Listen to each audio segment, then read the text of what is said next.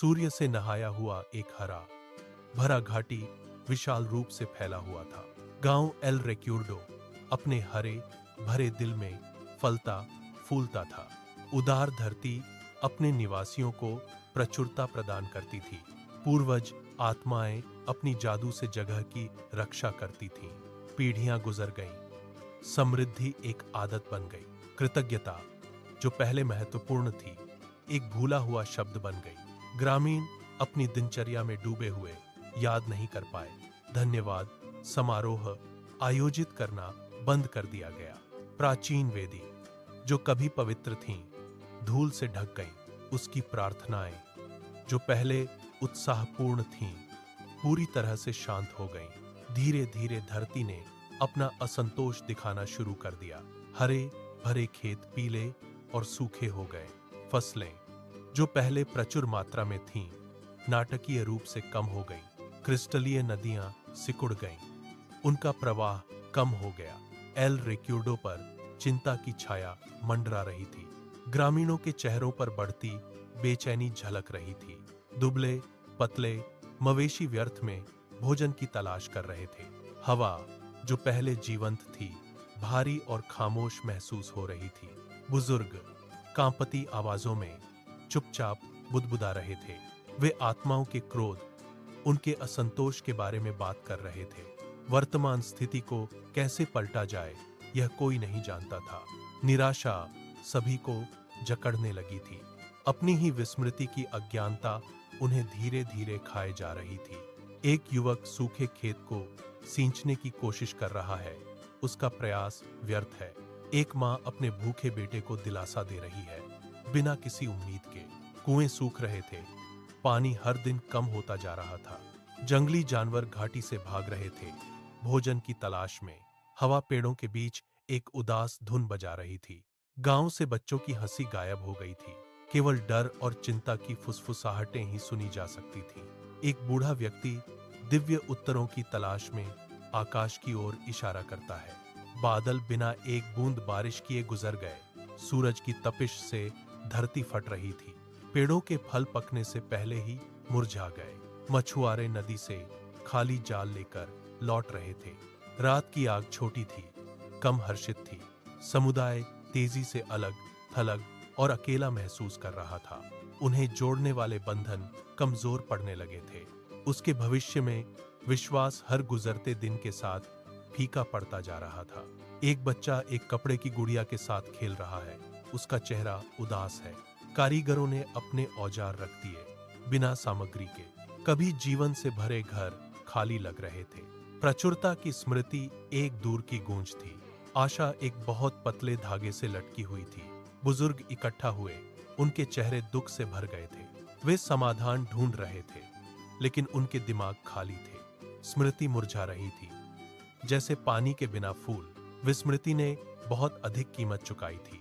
चिलचिलाती धूप ग्रामीणों की त्वचा को जला रही थी। रातें ठंडी थीं, फसलों की गर्मी के बिना। खामोशी एक दमनकारी स्थिरांक बन गई थी।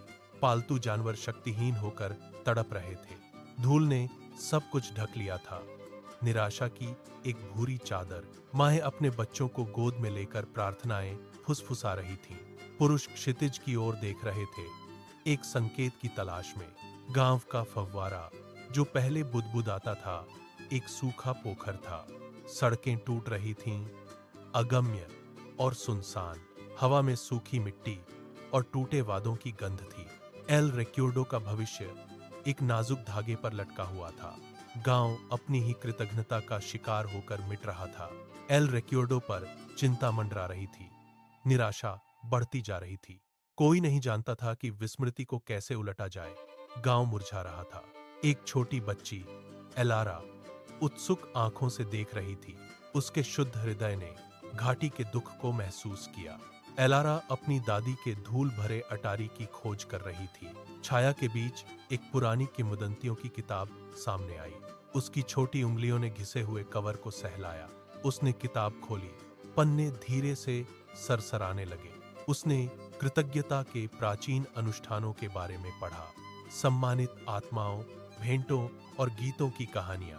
पृथ्वी और आकाश का आभार व्यक्त करने का महत्व। एलारा को अपने अंदर आशा की एक चिंगारी जलती हुई महसूस हुई।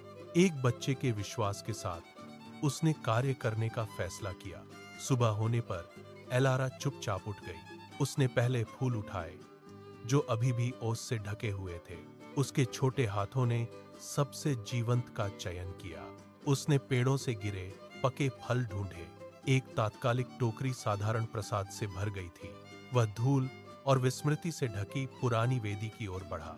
उगते सूरज ने उसकी छोटी सी आकृति को रोशन कर दिया। उसने सावधानी से कपड़े से वेदी को साफ किया। उसने श्रद्धापूर्वक फूल और फल रखे। उसे एक भूली हुई धुन, एक प्राचीन गीत याद आया। उसकी बचकानी, शुद्ध और स्पष्ट आवाज हवा में भर गई। उसने वेदी के सामने गाया, अपने दिल की एक भेंट। उनका अकेला कार्य वास्तविक कृतज्ञता से भरा हुआ। पूर्वज आत्माओं ने उसकी पवित्रता को महसूस किया। एक हल्की हवा ने पेड़ों की पत्तियों को हिला दिया। धूसर आकाश धीरे धीरे साफ होने लगा। सूखी धरती पर पहली हरी कोंपलें फूट पड़ी। एक छोटी चिड़िया ने गाया, उसकी धुन गूंज उठी। जानवर नदी में पानी की तलाश में लौट आए। नदी जो पहले सिकुड़ गई थी फिर से बहने लगी। ग्रामीणों ने बदलावों पर ध्यान दिया। जीवन शक्ति लौट रही थी। विस्मय के फुसफुसाहट द रिकॉर्डो में फैल गए। उन्होंने एलारा को वेदी पर देखा। उसका चेहरा शांत था। वे अपने कृत्य का अर्थ समझ गए। एलारा ने उन्हें कृतज्ञता का मार्ग दिखाया। बुजुर्गों को पुरानी रस्में याद थी। एक एक करके ग्रामीण एलारा के साथ जुड़ गए। वे अपनी भेंटें वेदी पर लाए। फूल, फल, छोटी लकड़ी की नक्काशी। उनकी आवाजें धन्यवाद के गीतों में शामिल हो गई।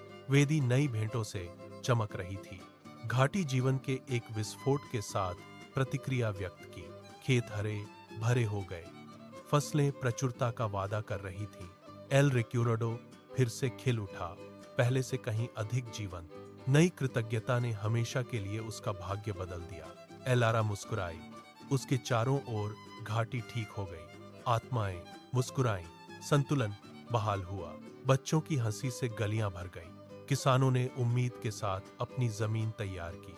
नदी अपना गीत गा रही थी, प्रचुर और स्पष्ट। जानवर हरे भरे घास के मैदानों में चर रहे थे। समुदाय जीवन का जश्न मनाते हुए इकट्ठा हुआ। एलारा देख रही थी। उसका दिल शांति से भरा हुआ था।